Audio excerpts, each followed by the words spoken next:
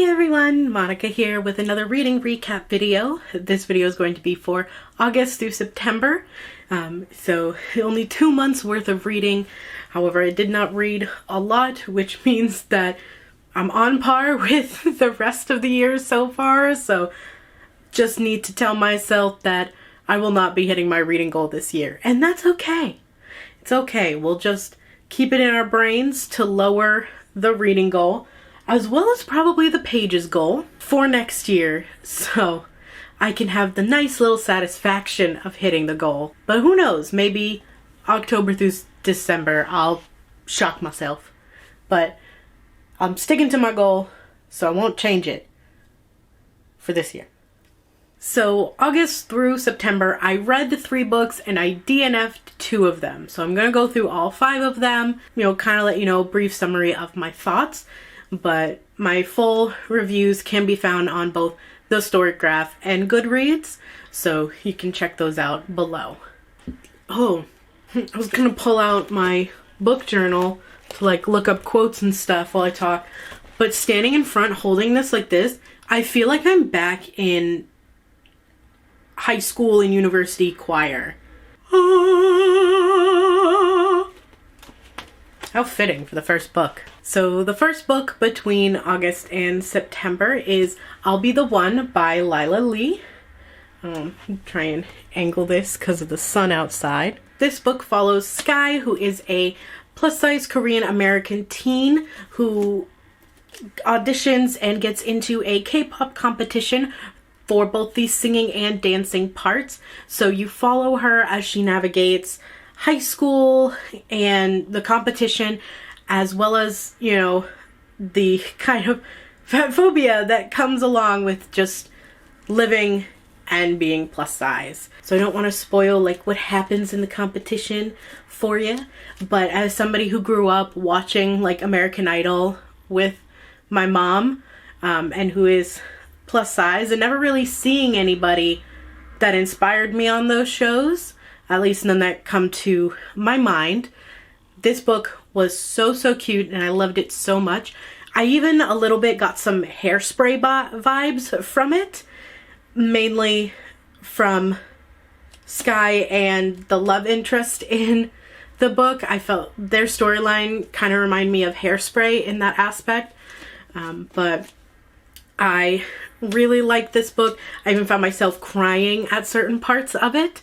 So I highly recommend this book to anyone who, one, likes the world of K-pop and wants to experience a little bit of that in here, and also plus size girls who want to see themselves on their cover of a book. So I'm very glad that the spine of this book caught my eye in the bookstore, because if it hadn't, I would not have read this book, and I enjoyed it so thoroughly. The only complaint I would have about the book would be that the finale of the competition, the final episode of the competition, I wish lasted at least another half a chapter. But overall, no qualms with this book at all. And so we remember right away, we will look up his name now. Khaled Hosseini. Oh. Khaled Hosseini. Oh. I don't think either of those are right. Khaled Hosseini. Okay. So the next 2 books are by the same author, so I'll group them together a little bit. But they are The Kite Runner and 1,000 Splendid Suns by Khaled Hosseini. I have had both of these books on my TBR for the longest time, and I never got around to reading them. I read The Kite Runner first. I read it all the way through, so I finished this one, but I did not finish 1,000 Splendid Suns. I did end up DNFing that book. I'll get into it in a second. But I also didn't necessarily like The Kite Runner, and I think it might be for both books. I just don't like Hosseini's writing style. The writing style kind of threw me off. The way that it could go from one chapter dictates out 7 different years, and then the next chapter is focusing on a singular hour. Sometimes that threw me off, as well as the main character in The Kite Runner Did not care for him at all. Didn't like him. This book is also a book that's not for me. My mom really, really loved this book. She read it in college, so I decided I'd give it a chance, even though the blurb on the back, or this is actually just a bunch of quotes, because why give us summaries anymore? The summary of the book follows Amir, who grew up in Afghanistan. His father was, I guess, rich. I'm not 100% sure. It wasn't explicitly stated exactly what Amir's father did, besides like a bunch of humanitarian stuff. But he grows up with the servant son Hassan and the backdrop of the Afghan war. So it follows Amir as he witnesses a terrible thing happen to Hassan, and he keeps it to himself. And then you follow him into adulthood after he and his father have fled to the States. He has to go back to Afghanistan to confront his past. And normally I don't really like books like that. More like historical fiction is, what these are. I'm just not a big historical fiction person, so that might also be a reason. But the parts about Hassan, that focused on Hassan's story, I tended to like a little bit more, but not a book that I would rave about constantly. So I'm gonna give it to my mom. Then, because I had the book, I just decided I would read it right after The Kite Runner, so 1,000 Splendid Suns. This follows the story of two different women. Mariam and Layla are the two women you follow in this. One is older, one is younger, and it's also, I believe, set around the same exact time period as The Kite Runner, just focusing on completely different people. And so again, it was the writing style. I was not that big of a fan. And what also threw me off is having basically like both of your main female characters, or like the adult female characters in the book, Amir's wife and Mariam. A big part of their character is that they were infertile and had multiple miscarriages. So, as someone who is also infertile, I just felt that it was kind of off-putting to me, I guess. I mean, other people may not find it that big of a deal to have stuff like that, because miscarriages happen, infertility is real, but I just felt that it was such a big point in both of the stories, and I could basically tell that Miriam is going to become the mother to Layla that Layla never had, and Layla would be the daughter to Miriam that she was never able to have. And so the fact that I already kind of knew where the story was going, I didn't want to keep reading it. And I feel like women can be childless and be happy. So bringing in a child, and it's like, oh look, my life's complete. I just don't like that narrative. So that is one of the reasons I DNF'd 1,000 Splendid Suns. But my mom's interested in reading it because she liked The Kite Runner. So, Merry Christmas. The next book that I finished, if you have watched literally any of my other wrap-ups through the year, so January to March or April to July, you will know that I have been working on Life on the Color Line by Gregory Howard Williams, and I finally finished it. Just like I'm not big on historical fiction, I'm not big on biographies and things like that. I mean, like, there are people who will read their biographies because I'm very interested in them, in the story, but because it's not fantasy, it doesn't pull me in. I'm just not a bio girly, you know? But this follows the story of Greg. He is this guy here, and that's his dad. So he grows up realizing that his dad is actually half African American, which makes him part African American. It starts in like the 1950s and goes into the 1960s from him at like, I want to say he was 7 or 8 years old when he found out, and abandoned by his white mother. He and his younger brother move in with their grandmother and their father in the projects of the area in Virginia. It's Muncie, Virginia. So I was definitely intrigued on this book and reading the things that he went through and the troubles faced by the community, which sadly are still things happening in those communities today because we don't learn, or the people who do learn don't get put in positions of power to put that knowledge and learning to good use.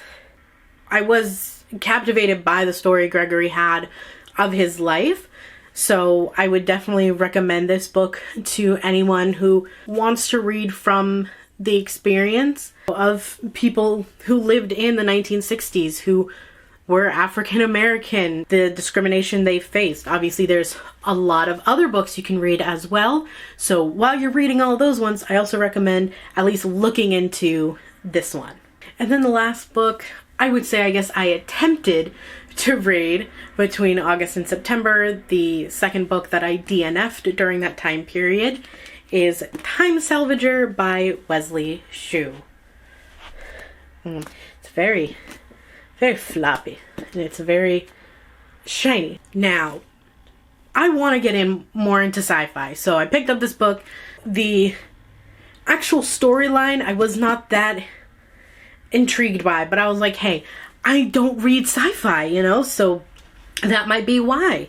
So I took the book home.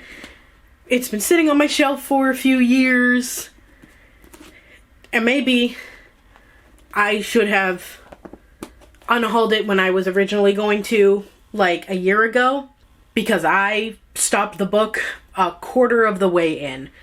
I didn't care about the main character, James. Didn't like him as a person, and I kind of feel that it was very quick to start the part of the journey that's mentioned in the book, or on the summary of, like, you know, he goes into the past and he steals energy. I'm not 100% sure on what he does. But all I know is a job that they make, like, felons do. That's all I know about it. So his job confused me, but all I know is that he goes into the past at moments right before disaster to take things. And I just felt that it was so quick. The big uh-oh that James does is so soon in the book, and that there was literally nothing interesting before that. The only thing that was interesting was literally right before I decided to DNF, he realized that there was somebody else there, but I didn't care enough to figure out who that other person was from the future into that jump to continue the book. Maybe it's just because I'm still not that into sci-fi and I need to find more books that are good for sci-fi. I feel like I'm rambling and not making much sense on why I didn't like the book. There was also a part in the beginning where he goes into the past from one of his jobs to the 1940s in, I think it was Russia. And if you know your world history, the 1940s, and I did not like how James had to disguise himself, what type of person he disguised himself as. I don't want to say it because I'm worried the video could get taken down. But it starts with an N, ends with an I, and has 4 letters. 1940s. I think you'll get it. If you don't get it, look it up. But he has to disguise himself as one of those people to get into the situation, which is, like, fine, I guess. Because, obviously, how else would he have gotten to that room? But when he came back to the future and he had sympathy for one of the N.I's that he had talked to very briefly in the book and had sympathy for him, I just didn't like that. I feel like there could have been another way to get into that room where there are no Russians there at that time period, or just not even include that particular time period, because, yeah. See, I feel like I'm rambling and I'm not making much sense. But I feel what I feel.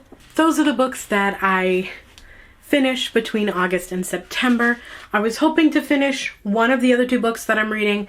The physical copies are not in this room right now with me, but because I don't read with dust jackets when I read hardcovers, I have both their dust jackets. So I am reading Sing Me Forgotten by Jessica S. Olsen and The 13th Tale by Diane Setterfield. I was hoping to finish one of these 2 books, but I didn't, so hopefully I can finish them during the month of October. But let's get into the stats so far for this year with these books added on. So I have read 9 books this year, and I have a 3.92 average star rating for the books that I have read. So I feel like that's a pretty decent average rating. At least for me, I feel like I used to give almost every book I read, a 4 or 5, but as I've grown up and I realize it's okay to DNF books, that just doesn't happen as often. I'm DNFing more books that I just don't want to get through, and, so my ratings kind of reflect also that I don't need to give every book 4 stars or 5 stars when I finish it. I can give books 3 stars. Out of my pages goal, I have read 3,846 pages, and that is including the DNFs. So Storygraph calculates like how far you got into the book, so they count those pages because you did read them. So that's fun. But if you have read any of these books and you have strong feelings about them, or you feel like I should have felt a different way, or maybe I should have kept trugging along with these 2, let me know in the comments. Or if you have any suggestions of books I should read based off of this one specifically, put those in the comments below. I'm always looking for new and fun reads. But thank you so much for watching, and I'll see you in the next one. A bientôt!